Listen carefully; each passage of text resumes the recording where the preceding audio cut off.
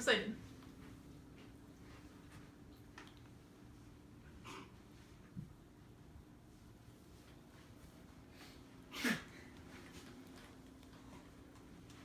Good evening, my name is Lindsay and I'm going to be talking to you tonight about type 1 diabetes, the seriousness of it, and how it affects individuals and their families in everyday life. So imagine this, you're having a sleepover with one of your best friends and you go to sleep and you wake up in the middle of the night to see your best friend surrounded by a bunch of EMTs because her blood sugar dropped too low in the middle of the night and she was having a seizure from it. So you're probably wondering why I'm making you picture such a scary image. Well, to be honest, this is something that type 1 diabetics and their families deal with at any point of any day. So my connection to this topic is that I myself have type 1 diabetes, and the story I just had you picture, that was me watching my best friend seize on the floor. So first tonight I'm going to discuss to you about the symptoms of type 1 diabetes. Then I'm going to examine the causes and the treatments of type 1 diabetes that are available. And then I will discuss how type 1 diabetes affects an individual and their families. So, according to the Salem Health McGill's Medical Guide, there are several symptoms of type 1 diabetes. The most common are a large urine output, excessive thirst, dehydration, low blood pressure, high blood sugar, weight loss with an increased appetite, fatigue, nausea, vomiting, and the most common is blurry vision. So, excessive thirst and dehydration go hand in hand in a type 1 diabetic because an individual can drink several ounces of water, and that water is only focusing on filtering out the kidneys rather than hydrating an individual. So although a patient's appetite may increase, it's very hard to keep down food when you are in the process of being diagnosed with type 1 diabetes, which obviously causes a weight loss. Eyesight in diabetics is huge. Many type 1 diabetics start off with 20/20 vision, and because of continuous high blood glucose levels, they eventually start to lose their vision, and it can cause either like cataracts disease, or the most common is diabetic retinopathy. And if these are not treated within a reasonable time, it can lead to blindness. So I have a chart here that discusses the insulin pump market, which I am about to talk to you about, and it represents how much people have gone from like injections to insulin pumps from 2009 to 2017.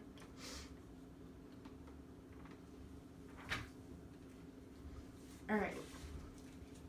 So according to the Gallen Encyclopedia of Medicine, the exact cause of type 1 diabetes is not clear. You can talk to some scientists and they will tell you it's genetics or hereditary. But then you talk to other people and they say that it's an autoimmune disorder. And many of you don't know what an autoimmune disorder is, but it means that the immune system is believed to be triggering itself from an illness or an infection, and it eventually will destroy the cells that produce insulin in your pancreas.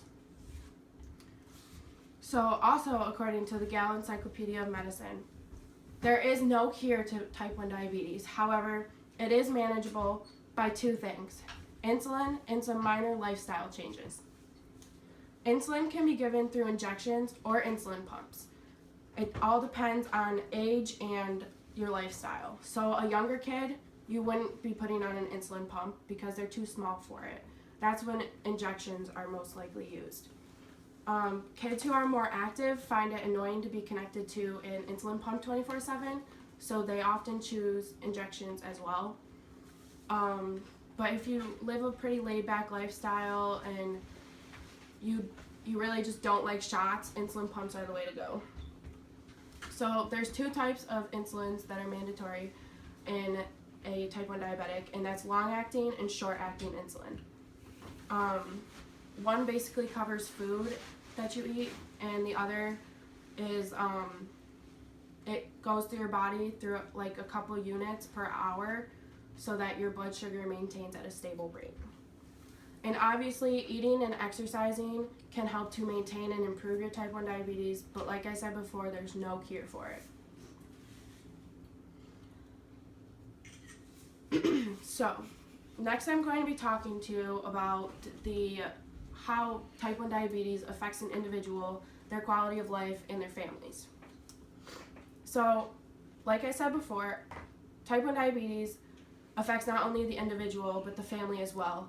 Most kids are diagnosed between birth and the age of 25, and that's why it's called juvenile type 1 diabetes. This is a huge stressor on parents because they are, for the infants and the young children, testing their own blood glucose and giving injections is not an easy task. But even as a child gets older, parents are constantly worrying about their child's blood sugars. Anything under 70 or above 300 can lead to a coma or death. Type 1 diabetes does not restrict any individual from participating in sports or any type of active lifestyle.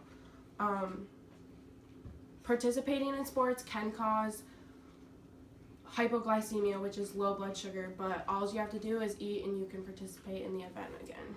And like I said before, being active and eating right always helps to maintain and improve blood sugars.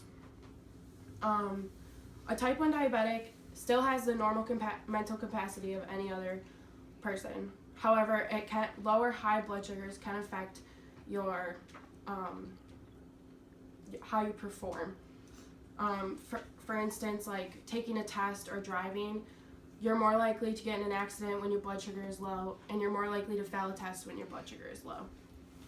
And it's often said that being low is equivalent to a person under the influence of alcohol.